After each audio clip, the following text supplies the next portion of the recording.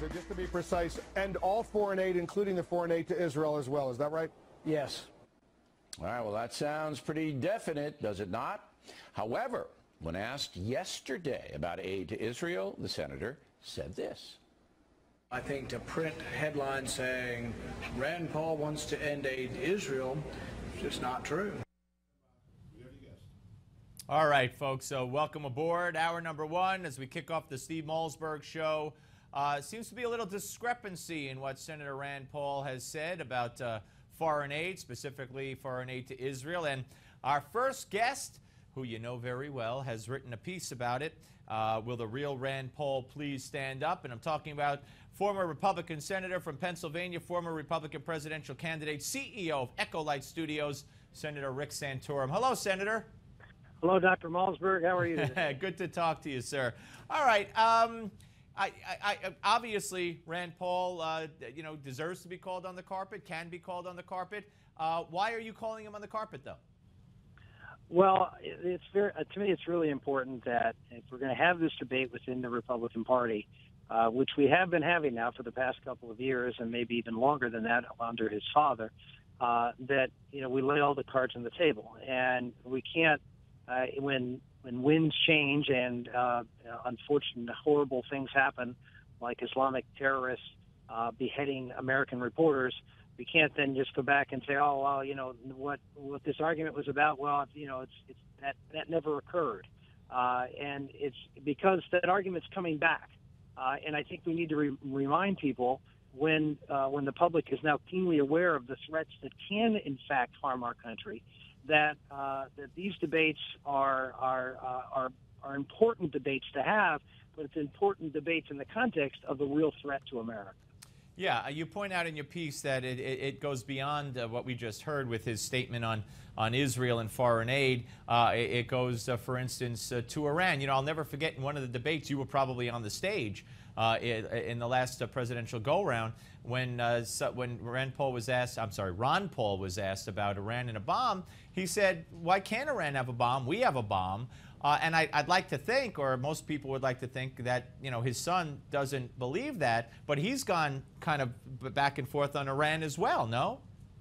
Well, I mean, he's talked about a policy of containment. I've seen, a video of a speech that he gave in 2007 in October during the 2008 presidential campaign, where he said, Iran with one bomb is not a threat, and one nuclear bomb is not a threat. So, the idea, and in fact, he was the only United States senator, the only one in either party to vote against sanctions to try to stop Iran from developing a nuclear weapon. So you make the argument he's to the left of everybody on the issue of Iran and trying to stop Iran from a nuclear weapon, because he and his father, I know for sure, didn't think that Iran with a nuclear weapon was a problem.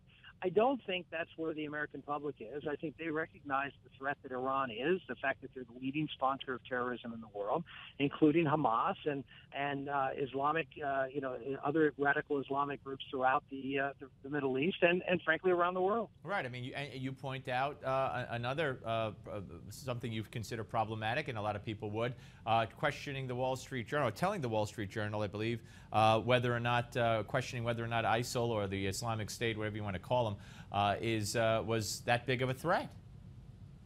Well, I mean, again, he's got a history of saying that they are not a threat, and that he would not do anything to confront them, and it would be a mistake. And in fact, even now, when you ask, when he's asked that question, he says, well, you got to go to Congress.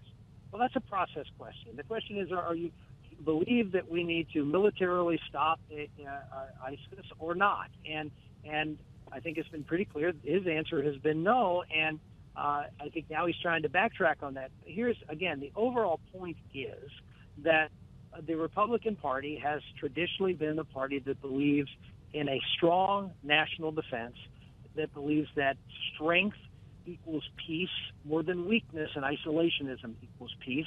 And there was an argument being made by Rand Paul, by his father, for years now, that the policies within the Republican Party were wrong, that we can ignore these threats, that they are not important to our security, that that all we need to worry about is taking care of us here in America, and if we leave the world alone, then the world will leave us alone. And I think that is a very naive and dangerous position for Republicans to even begin to court. Do you want him to? Do you feel that he needs to say, almost in so many words, I am not my father on foreign policy, here's where I disagree? Is that incumbent upon him, do you believe? Well, no, I don't think he needs to differentiate himself from his father. He needs to differentiate himself from himself. I mean, he's been, again, I lay this out in the piece where you played the Wolf Blitzer piece. I mean, he's suggesting that right, that, cut off the foreign aid and don't cut it off. Cut off foreign aid to Israel. And I was in Israel just a few weeks ago, Steve, and I can tell you that the people there are very concerned about this isolationism creeping up within the Republican Party, because that's the place that Israel has been able to depend upon a solid block of folks understanding the strategic alliance. And I think we see evidence that Rand Paul buys into this idea that Israel is the problem, and that we need that's the irritant within the Middle East, and that's just not where our country needs to be. We need to stand firmly with our allies and understand that the irritant is radical Islam and nothing else. One more on Rand Paul. There are some cynical people out there who might say, look, Rand Paul might very well be the front runner at this point or going forward in a Republican primary for president. Rick Santorum might very well want to get back in the race again. So this is why the column was written, and why Senator Santorum is seeking to say these things about Rand Paul. Is there any truth to that kind of line of thinking? Well, number one, I've been, as you know, Steve, because we've done I don't know how many interviews. I've been engaged in this debate for a long time. I served on the Armed Services Committee. I authored major pieces of legislation on Syria and on Iran. I've talked about the importance of our strategic relationship with Israel, the importance of stopping Iran, drawing a bright line, a red line, a real red line, well before Iran has a nuclear weapon, and not negotiating with Iran, but putting real teeth in either both sanctions and a military option to make sure that they do not develop this nuclear weapon. This is something I am passionate about because I care deeply about the security threat that Iran and radical Islam poses. And so when I see people who are trying to undermine that within the Republican Party, and then as I said, events change, the winds change, and now the American public is seeing again the threat that radical Islam is. You can't just say, "Oh, never mind, I didn't mean that." I mean, I think you can't blow things up and say the Republican Party's wrong and needs to change, and then because it's evident that that was wrong, sort of put the genie back in the bottle. No, I hear you. But so you would have written this anyway, even if he weren't an obvious Senate presidential candidate to be. One of the reasons I wrote it is because he is, and because I think that would be a very dangerous thing for the Republican Party to go down. I mean, for his interview on what was it, Meet the Press, where he said that that Hillary Clinton is a hawk and we need to run to the left of Hillary Clinton.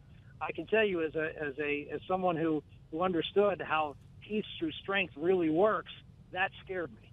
All right, I hear you. All right, let me ask you, what do you think the president is going to say tomorrow night when he addresses the nation? Is it going to be, dear ISIS, here's what we're going to do and here's what we're not going to do, or is it going to be, vagueness when it comes to tipping off our enemy and saying, hey, Congress will get my plan, but here's an outline? Or is it going to be too specific and meaningless? Yeah, I don't know, but I'm waiting to hear the words Islamist or radical Islam or something where he identifies who these people are, the nature of the threat, and what they want to accomplish. Look, a lot of the American public understand this already, but it's not because you're hearing it from Barack Obama or, frankly, even heard it from George Bush. It's because they're literate and they have had the opportunity to listen to what our enemies are saying.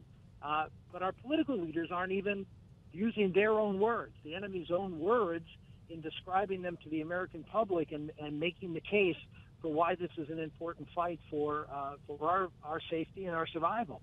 And if I don't hear any of that, then this is just responding to a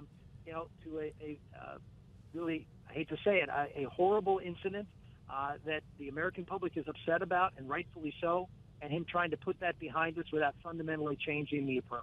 All right, let me quickly, the Ray Rice incident, everybody is aware. We've all seen the tape.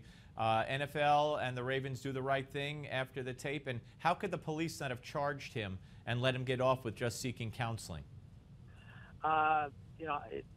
It's an incredibly gripping tape. It's one thing to see it in a movie, but to realize that actually happened to somebody, and that someone would use his physical presence in that brutal way. The NFL, look, the NFL is in the entertainment business, and that's what they do, and so they can't entertain if you have people that behave this way, and so they absolutely did the right thing. They had to for the sake of their league. As far as the justice system, I wish they would protect that woman a little bit more than they are with the sentence they do. Yeah, Rick, always great to talk to you, sir. Thank you so much. Speak to you again soon. Thank you, Steve. All right, Rick Santorum, ladies and gentlemen, here on the Steve Malzberg Show. And up next, it's the Malzberg panel. That's right. And we will have Rick Unger here and Nicole Nickpour. So you're not going to want to miss it. It's coming up. You want to contact us? Here is how you can do it. It's on the screen.